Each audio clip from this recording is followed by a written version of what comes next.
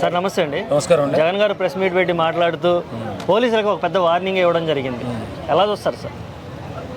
నాకెందుకో ఇబ్బందిగానే అనిపించింది పోలీసులకు వార్నింగ్ ఇవ్వడం. ఎందుకంటే ఏ ప్రభుత్వం ఉన్నా ఏ ఎవరున్నా సరే పోలీసులు కరెక్ట్గానే పనిచేస్తారు. ఈ మధ్య రాజకీయ నాయకులు అటు ఎవరినైనా కానీ, నేను ఒకరినైనా అనట్లేదు, పోలీస్ డిపార్ట్మెంట్ ఉంటున్నారు ఎందుకు?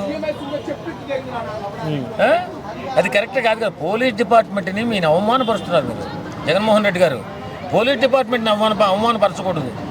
ప్రభుత్వాన్ని అవమానపరచండి, ప్రభుత్వాన్ని ప్రశ్నించండి. ఇప్పుడు ఈ ప్రభుత్వం ఇచ్చిన 6 గ్యారెంటీలు అమలు జరుగుతున్నాయా లేదా చూసే బాధ్యత మీకుంది. దాన్ని ప్రశ్నించడం మానేసి ఎవడో ఎక్కడో పాత కక్షలతో కొట్టుకుని చచ్చిపోతే నువ్వమ్మ వాళ్ళ దగ్గరికి వెళ్ళి పోలీసులు బెదిరిస్తున్నావు. రాష్ట్రంలో అన్యాయం జరిగిపోతుంది. ఇచ్చిన 6 గ్యారెంటీలు కూడా అమలుపరుస్తున్నారా లేదా, వీటిపై మాట్లాడాలి. కానీ ఇదేం గోలండి బాబు. పోలీసులపై పార్టీ ప్రతి ఒక్క రాజకీయ నాయకులు ఏమైనా ఫ్యాషన్ అయిపోయింది. మేము వచ్చిన తర్వాత మీ ఉద్యోగాలు తీస్తాం, మీరు బతకుండగా పోలీసులకు తలుచుకుంటే బట్టలు ఇప్పేస్తారు, అప్పుడు తెలుస్తుంది మీకు. అవన్నీ వద్దండి. మీరు రాజకీయ నాయకులు రాజకీయంగా మాట్లాడండి, పోలీస్ డిపార్ట్మెంట్ మీద పడి ఉండకూడదు.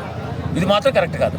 ఓకే, ఇప్పుడు చూసుకుంటే ప్రజల్లోకి వస్తానన్నాడు, కార్యకర్త 2.0 అన్నాడు, ఇంకా కామ్గా ఉన్నాడు. ఎలా చూస్తారు? ఆయన ఎక్కువగా రెస్ట్ తీసుకోవడం అలవాటు పడిందండి. ఎందుకంటే 5 సంవత్సరాలు ఆయన ప్యాలెస్లో ఉండి బటన్ మాత్రమే నొక్కాడు. అది సంక్షేమం మాత్రమే ఇచ్చాడు, అభివృద్ధిని గాలికి వదిలేశాడు. ఎలాంటి ఫ్యాక్టరీలు కానీ ఎలాంటి ఐటీ కంపెనీలు కానీ ఏం నిర్మించలేకపోయాడు. కాబట్టి ఈవేళ కూడా అలాగే జరిగిపోతుందేమో అనుకుంటున్నాడు. ఆయన గృహం విడిచి బయటకు వచ్చి పోరాటం చేయాలి. మన కూటమి ప్రభుత్వమే పోరాటం చేసి పేద ప్రజల పక్షాన్ని నిలబడాలి, అసెంబ్లీకి వెళ్ళాలి. ఇవన్నీ వదిలేసి ఇంట్లో పడుకుని ఎప్పుడు బయటకు వచ్చి వాడెవడో చచ్చిపోతే ఈ శవ రాజకీయాలు ఎందుకు? మనకి బతుకున్న వాళ్ళు బాగుకోరాలి, కానీ ఈ శవ రాజకీయాలు మనకెందుకండి జగన్బాబు గారు? కాబట్టి మీరు చేసిన ప్రతి పని కూడా ప్రజల ఆమోదంగా ఉండాలి, ప్రజలకి ఉపకారం జరిగేలా ఉండాలి. అక్కడికి వచ్చి ఒక్క మాటన్నా ప్రజల కోసం మాట్లాడితేమో అనుకున్నాను. ఆ పోలీసుల మీద వాళ్ళ మీద ఈ శవ రాజకీయాలు తప్ప మీరు మాట్లాడింది ఏం లేదు. ఇప్పటికైనా మించిపోయేది లేదు. మీరు ఎనలేని పోరాటం చేసి పేద ప్రజల పక్షాన్ని నిలబడాలని నేను కోరుకుంటాను. ఓకే.